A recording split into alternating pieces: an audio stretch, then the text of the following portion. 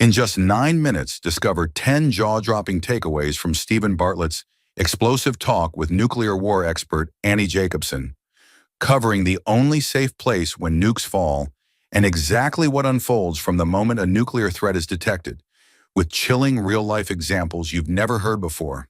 Takeaway 1. How nuclear war really begins and ends. Nuclear war does not start with a slow build-up or a lengthy decision-making process. It begins in seconds and ends in just 72 minutes, with over 5 billion people dead. Annie Jacobsen explains that the moment a ballistic missile is detected, a countdown starts. The President of the United States has around 6 minutes to make a decision for a counterattack. There is no time for a discussion with Congress or even with military advisors. The command system is designed for speed, not for debate. Once a decision is made, nuclear missiles are launched, and there is no turning back. These weapons travel so fast that within 30 minutes, entire cities are wiped off the map. For example, the thermonuclear bomb tested in the Nevada desert was so powerful that it could destroy everything within a 9-mile radius instantly, not just by explosion, but also by fire and radiation. Now let's move to the next takeaway. Takeaway 2. What happens in the first 30 minutes? In the first few minutes after a missile is detected, military teams confirm its trajectory and prepare to brief the president.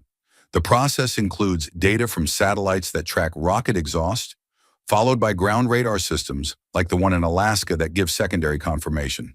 By the time confirmation arrives, around 8 to 9 minutes after detection, the president may already have made the decision to strike back. Meanwhile, the Secret Service rushes to evacuate the president from Washington, D.C. using Marine One. If the helicopter is hit by an electromagnetic pulse from a nuclear blast, they have a backup plan to jump with parachutes. However, there are no parachutes in Marine One, so they would have to retrieve them first. For example, a missile launched from a submarine off the U.S. coast can reduce response time to just 10 minutes, and in many cases, there's no way to know who even launched it. Now let's move to the next takeaway. Takeaway 3. Why nuclear war has no winner. Nuclear war ends civilization. Once one side fires, the other responds with everything they have. There is no slow exchange of a few bombs. The entire arsenal is released to prevent the other side from surviving. This idea is called mutually assured destruction. If Russia thinks the U.S. is launching missiles at them, they will respond with their full nuclear force, and the same goes for the U.S. The system is built for total destruction. For example, in a real war game called Proud Prophet conducted in 1983, officials simulated different nuclear war scenarios. No matter how the war started, it always ended with the total destruction of both sides. Everyone involved in the simulation reportedly left deeply depressed. Now let's move to the next takeaway. Takeaway 4. How bad is the aftermath really? When a nuclear bomb hits, it releases extreme heat, blast waves, and radiation. Everything in a radius of several miles is burned or flattened. Survivors, if any, are severely injured, poisoned by radiation, and left in a world with no government, no clean air, and no food. Fires continue to burn for hundreds of square miles. Eventually, these fires send massive amounts of smoke into the atmosphere, blocking sunlight and causing what scientists call nuclear winter. Crops fail, temperatures drop, and famine follows. For example, Professor Brian Toon's research shows that nuclear winter would kill more people globally than the bombs themselves, as agriculture would collapse and lead to the starvation of billions. Now let's move to the next takeaway. Takeaway 5. Where to go if nuclear war begins.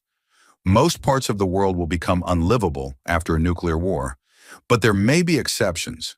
New Zealand and parts of Australia are considered the only places where agriculture could still survive due to their location and distance from major nuclear targets. According to Annie's interviews with climate scientists, these regions would avoid the worst of nuclear winter. For example, Professor Toon's study suggests that these countries might be the only ones where the sun still reaches the ground enough to grow food, while the rest of the world freezes or burns. So, if you're looking for a place to hide when the end begins, that might be your best bet. Now let's move to the next takeaway. Takeaway 6. One person can end the world. In the United States, only the president has the authority to launch a nuclear strike. No one else needs to approve it. Not Congress, not the Secretary of Defense, not even the military. Annie Jacobsen confirms that this is absolutely true. During the Trump administration, Congress even issued a report stating it explicitly. A military aide follows the president everywhere, carrying a briefcase known as the football. Inside is the black book, a list of strike options. The president has only a few minutes to pick one. For example, Richard Nixon was once drunk and began ranting about launching nuclear weapons.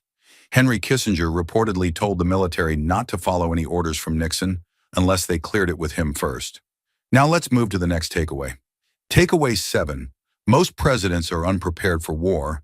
Many presidents are not fully briefed on how to handle a nuclear war scenario. Some don't want to know, and others aren't given the time or training to understand the process.